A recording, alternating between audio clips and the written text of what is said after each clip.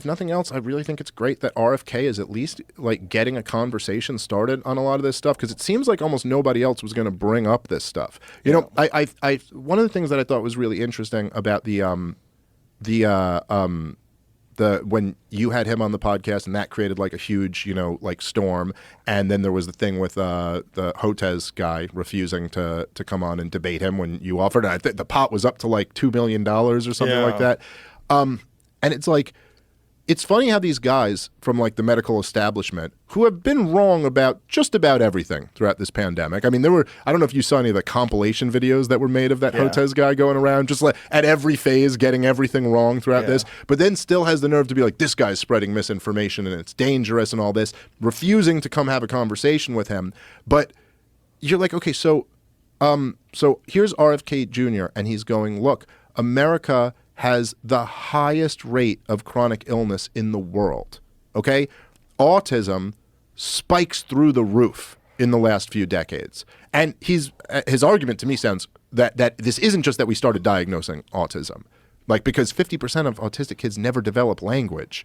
We would have known this. Like, we may not have called it the right thing, but we would have noticed people who don't develop language, you know? Right. And so he's going, so we have the highest rate of chronic illness in the world. We have autism shooting through the charts. And he's going, look, here are some potential culprits for that.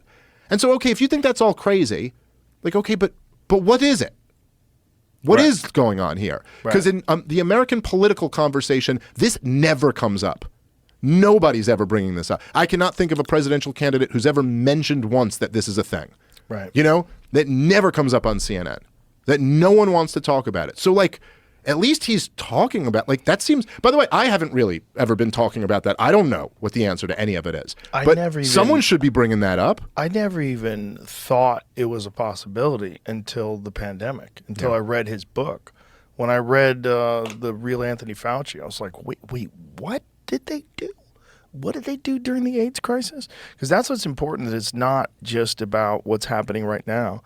It's about what they did when they pushed AZT through. Yeah. It's about what they did when they were injecting these foster kids with these experimental drugs and they died.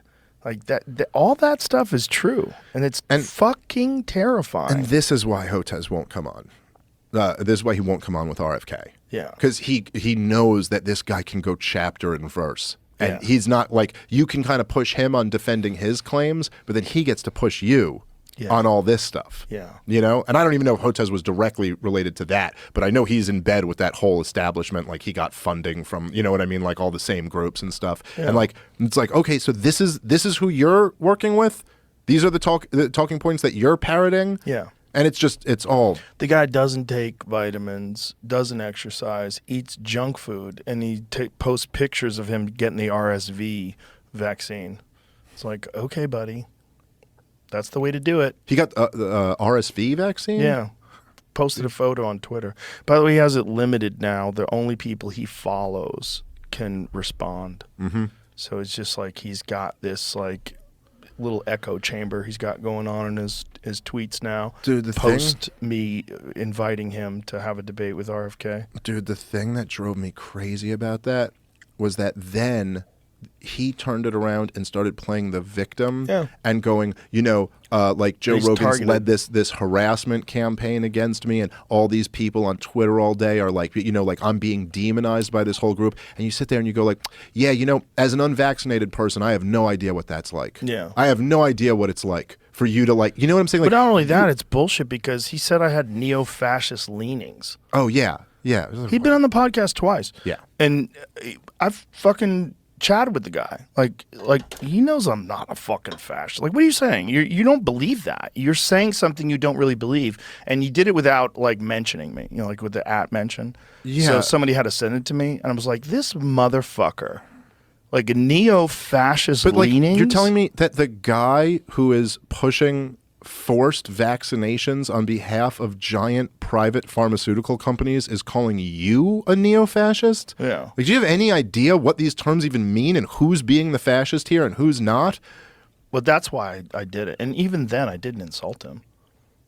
I'm very careful about that. I don't like to engage in that kind of shit online. I don't think it's healthy for anybody. Yeah. Even if I have bad feelings towards a person, I'm not going to insult them like that.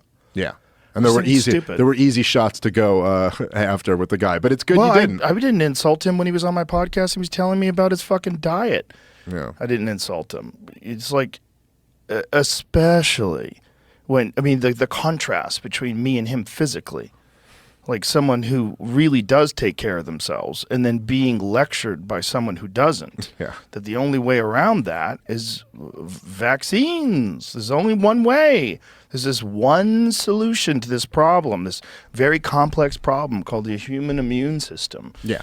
And 80% of the people hospitalized for COVID were obese, something like that. Something crazy. It was like comorbidities of the people that died. Yeah. Like some large number, like more than 70% had 4+ comorbidities. I think, if I remember correctly, it was like something like 50% had 4 comorbidities or more, and then like 95% had at least one. You know what I mean? It was basically like almost all the COVID deaths were very sick people. Yeah. And so like you would think, maybe that should at least be part of the conversation. Right. And by the way, for people that like to cherry pick shit here, no one is saying COVID was nothing. No one. No, people say, oh, you're saying that COVID was nothing and the vaccines were bad. Nope. Not saying that. I never said that. What I'm saying is it's really bad for people that are sick already, for sure. People that have weak immune systems, it was really bad. But don't pretend that everyone's the same. Yes. So I would say that COVID was a nasty virus, and if you were very old or very sick, you really did not want to get this thing, especially the early strains of it. You really did not want to get this thing.